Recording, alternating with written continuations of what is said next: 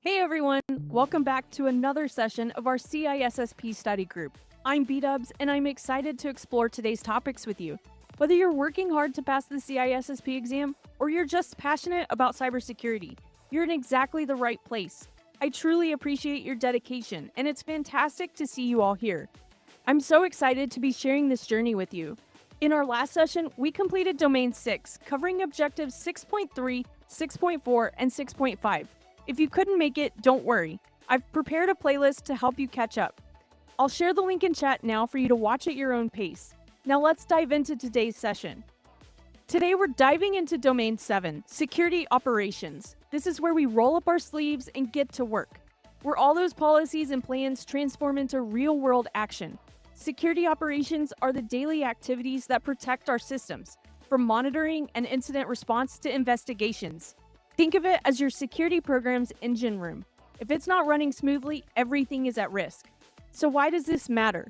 Because this is where breaches are either caught or missed. Take the Equifax breach. Hackers moved freely through their systems for months because of inadequate monitoring. By the time investigators pieced it all together, it was too late. Now we're here to learn how to prevent this from happening. Today we'll cover two key objectives: 7.1, understand and comply with investigations, and 7.2, conduct logging and monitoring activities. Now let's dive in. So what are investigations in the security world? Think of them as detective work for cyber incidents. When something goes wrong, whether it's a breach or a policy violation, you need to follow a systematic process. Identify the incident, contain it, analyze what happened, and document every step. The objectives are straightforward. Find the root cause, prevent it from happening again, minimize the damage, and when necessary, support legal action. It's important to understand the different types of investigations because a single incident often triggers multiple investigations. Your internal teams, law enforcement, and regulators might all get involved. You have to be meticulous because your findings could end up in court or under regulatory scrutiny. There's no room for error here. Now let's break down these four main types of investigations that you'll need to understand. Think CARC: criminal, administrative, regulatory, and civil. First up, criminal investigations. These involve law enforcement and demand the highest burden of proof, beyond a reasonable doubt. For serious offenses like hacking or fraud, you can expect jail time as a potential penalty, with agencies like the FBI or local police leading while we as the security team provide support. Next, administrative investigations. These are internal, handled by your organization's HR or legal teams. They require a preponderance of evidence, meaning it's more likely than not that something happened. Picture an employee emailing sensitive data to their personal account. The organization controls the process and determines the outcome. Then we have regulatory investigations. Government agencies conduct these to verify compliance with rules like GDPR or HIPAA. Imagine audits following a data leak. The burden of proof varies by jurisdiction, and non-compliance can result in fines or penalties. The regulators maintain control. Finally, civil investigations. These are disputes between parties that typically end in lawsuits. The burden of proof drops back down to preponderance of evidence. Think of a vendor suing over a data breach. It's about financial compensation, not criminal penalties. The parties and their lawyers drive the process. Here's the important point here. These investigations often overlap. A single data breach might trigger all four types: internal review, criminal charges, civil lawsuits, and regulatory audits. Each type has its distinct characteristics and stakes, so understanding what you're dealing with is so important. The most critical first step of any investigation is securing the scene. Think of it like those crime shows where they put up yellow tape. In our digital world, it works a little bit differently. We're really talking about preserving digital evidence. Just as you wouldn't want people walking through a crime scene, we don't want anyone tampering with our digital evidence. This means three key things. First, we isolate the affected systems. We need to contain the situation. Second, we take what we call snapshots. These are like digital photographs of the scene. Finally, we keep our hands completely off until we're ready to properly investigate. So let's say you discover that a server's been breached. Your first instinct might be to jump in and start looking around, right? But hold up, that's exactly what you don't want to do. Every time you log in, every file you open, even every mouse click and movement, you're potentially destroying evidence. Those system logs and timestamps are like footprints in the snow. Once you walk over them, they're gone. Instead, we'll lock it down. We take a snapshot of everything exactly as it is, block all access, and make a solid plan before we touch anything. This approach keeps our digital crime scene pristine, giving us the best shot at a successful investigation. Now, with the scene locked down, it's time to collect the evidence. This is where it gets interesting. It's an art, but one with strict rules. We must follow what's called the order of volatility. We start with the most volatile evidence. This includes RAM dumps, cache, and system state, since these can all disappear very quickly. Then we move to network data and running processes. And then finally to the more stable items like hard drives and backups. For each piece, we follow the tag bag carry process. First, tag it with who found it, where, and when. For digital evidence, we take hash values before and after collection.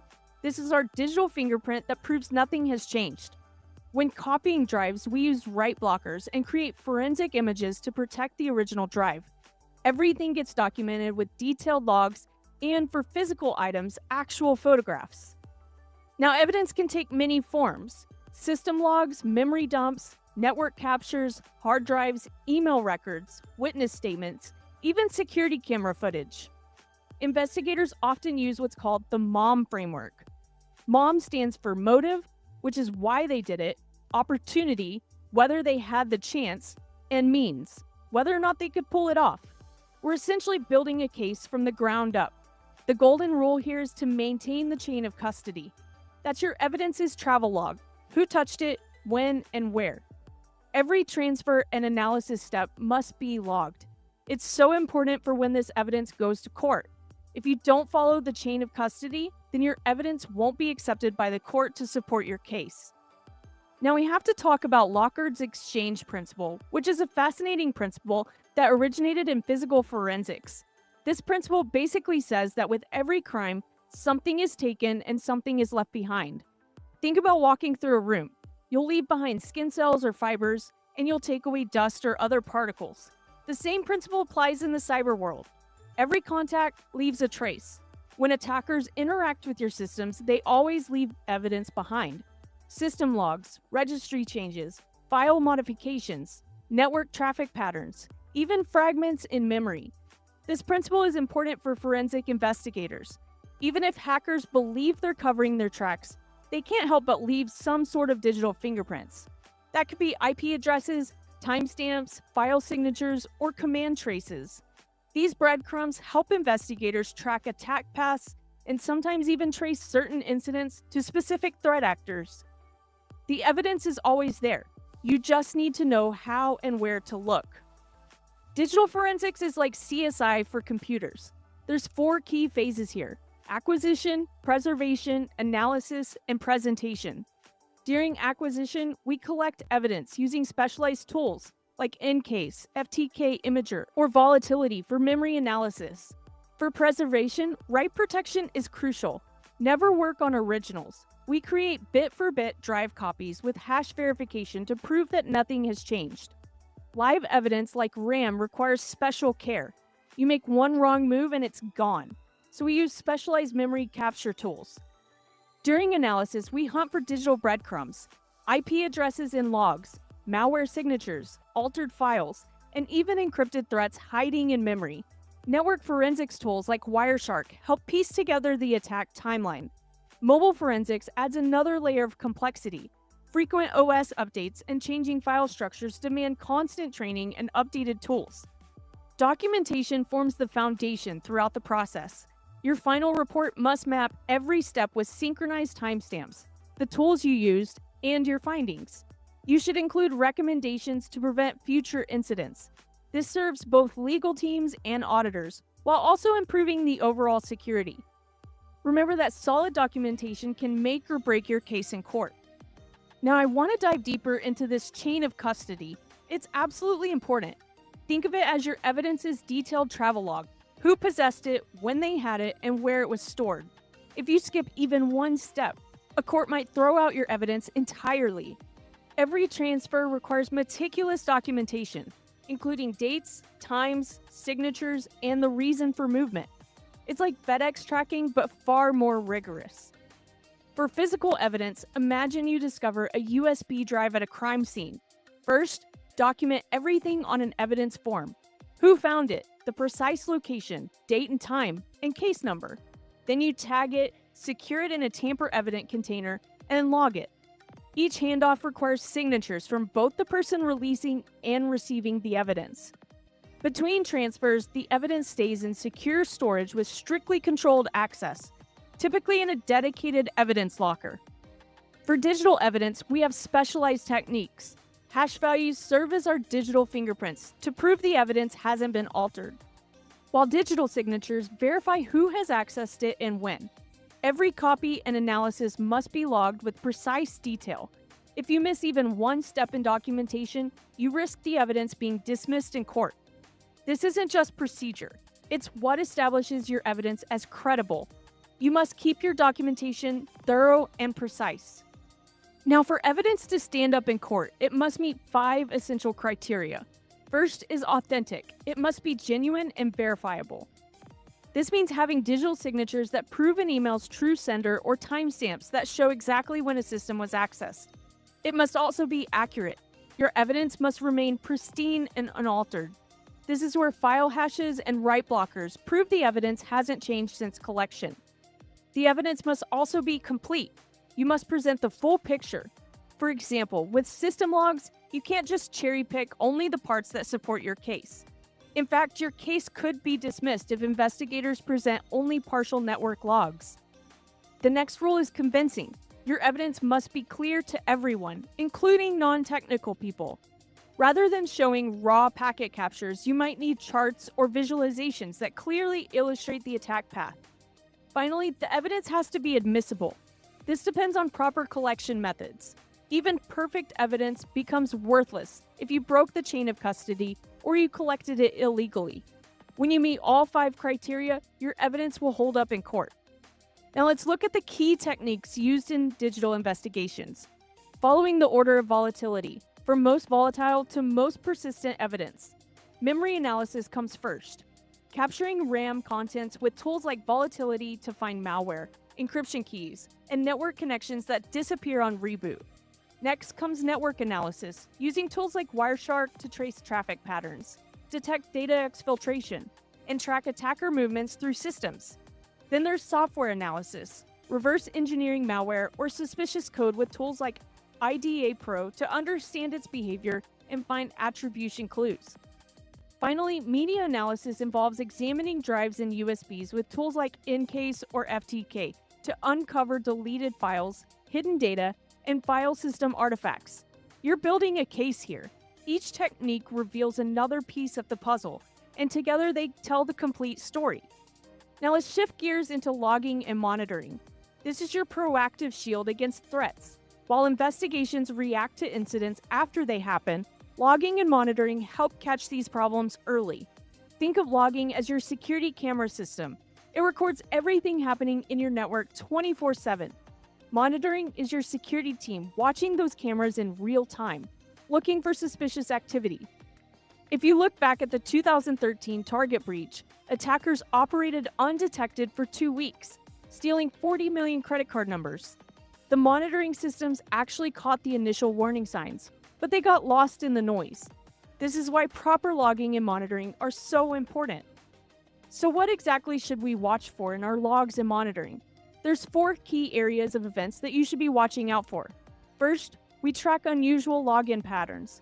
When someone tries to brute force their way into an account, you'll see multiple failed login attempts in rapid succession. This is a classic red flag. Next, we monitor for any unexpected data transfers, especially during off hours.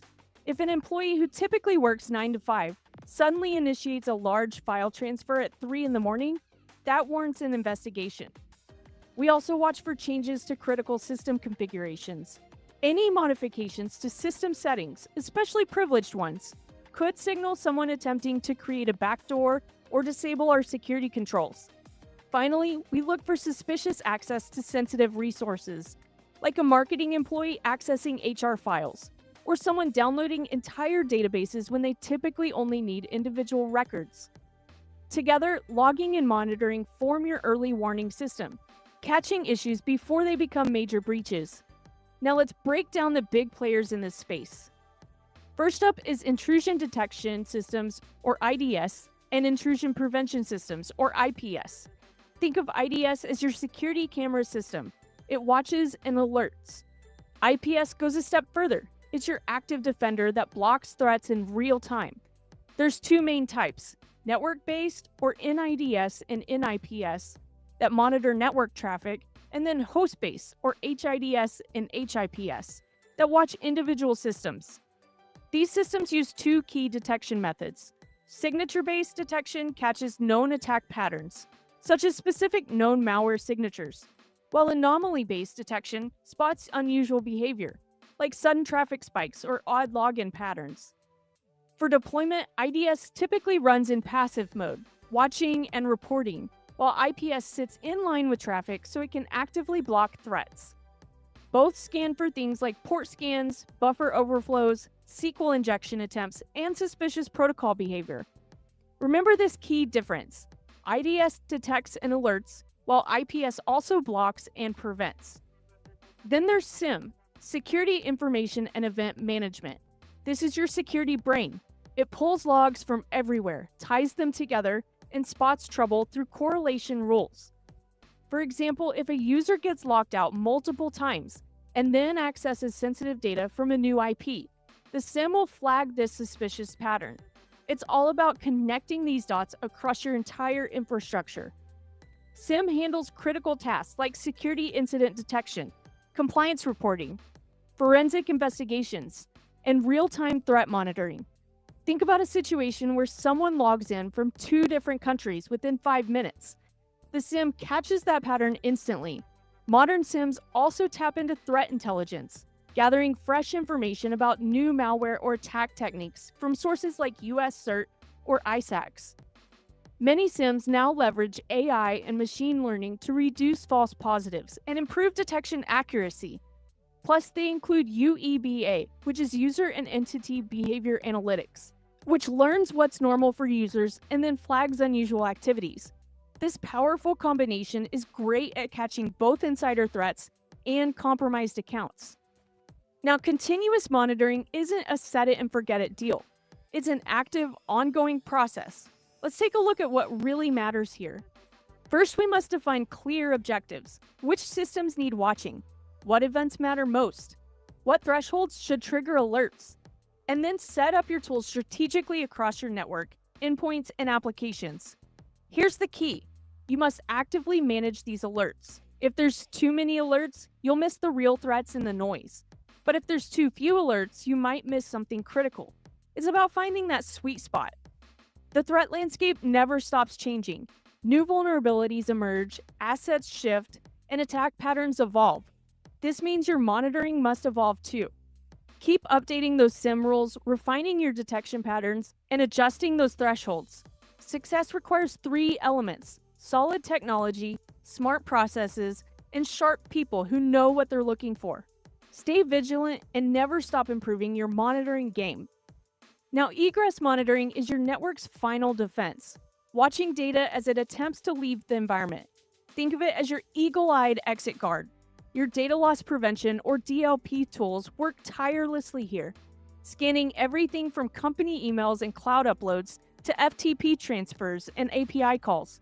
For example, DLP catches credit card numbers trying to slip into emails, classified documents heading to unauthorized cloud storage, or sensitive code being uploaded to public repositories.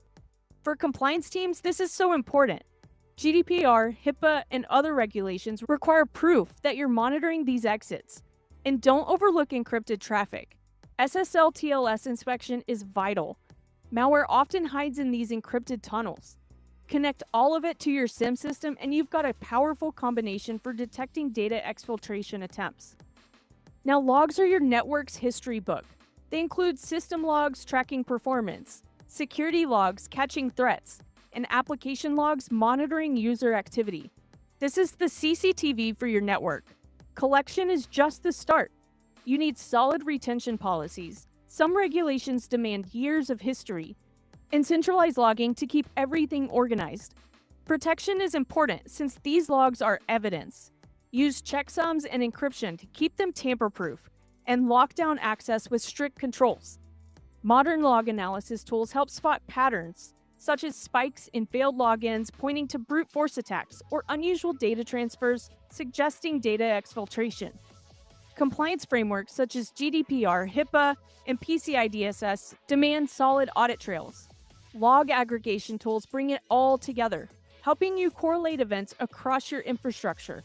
Remember that logs are your digital paper trail. Collect them, protect them, and analyze them. Threat intelligence is your cyber neighborhood watch. This is your eyes and ears on the threat landscape. You can think of it in 3 levels. Strategic intel shows big picture trends that guide business decisions. Tactical intel reveals specific attack methods and tools. And operational intel warns of immediate threats. Tools like Sticks offer a common language for describing threats, while Taxi enables secure intel sharing between organizations. Intelligence flows from different sources. There's government agencies like US CERT, industry sharing groups or ISACs, commercial feeds, and open source research. Stay plugged into these feeds and stay ahead of those threats. Now let's talk about UEBA, or User and Entity Behavior Analytics.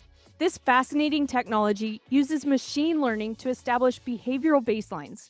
Basically, what's normal for both users and systems. Here's the key patterns that UEBA monitors. First, login patterns.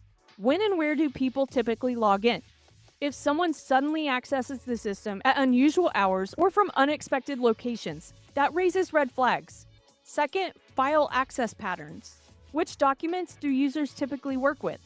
For example, if someone who usually only accesses marketing files starts diving into financial records, UEBA will notice. Next, application usage patterns. UEBA learns each user's normal workflow and spots when something seems off.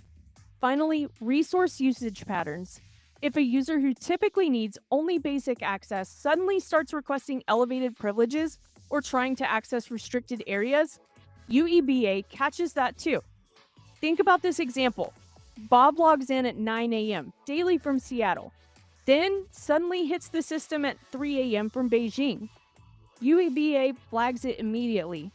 Unlike traditional rule-based systems that only catch known bad behavior, UEBA adapts and learns. It's excellent at spotting insider threats, compromised credentials, and privilege abuse, such as when a normal user account suddenly starts accessing sensitive databases or making unusual file transfers. Now finally, we have SOAR, or Security Orchestration, Automation, and Response. This is your robot sidekick. To break it down, orchestration coordinates all your security tools to work together seamlessly. Automation handles repetitive tasks without human intervention. And response delivers quick, consistent action against threats. SOAR integrates with everything: your SIEM, firewalls, EDR, email security, threat feeds, and even user reports. It runs automated playbooks for common scenarios. If there's a phishing email, SOAR quarantines it, blocks the sender's IP, scans for similar messages, and then alerts the team, all automatically. If the SOAR spots ransomware, it isolates the infected system, starts backups, and kicks off incident response procedures. This is a game changer for SOCs, our Security Operations Center, because it slashes response times from hours to minutes. It ensures consistent actions every time, and it frees our security analysts to focus on the more complex threats instead of just routine tasks. Plus, it documents everything automatically for our audit trails. Now let's wrap up today's session with the key points you absolutely need to remember. First, let's talk about investigations. Here's what you need to know. Chain of custody isn't just a fancy legal term. It's your guarantee that evidence will hold up when it matters. Think of it as a detailed paper trail showing who had the evidence, when they had it, and what they did with it. When it comes to evidence, we've got 5 crucial rules. Your evidence must be authentic, meaning it is what you say it is. It needs to be accurate and complete. No cherry picking or partial truths.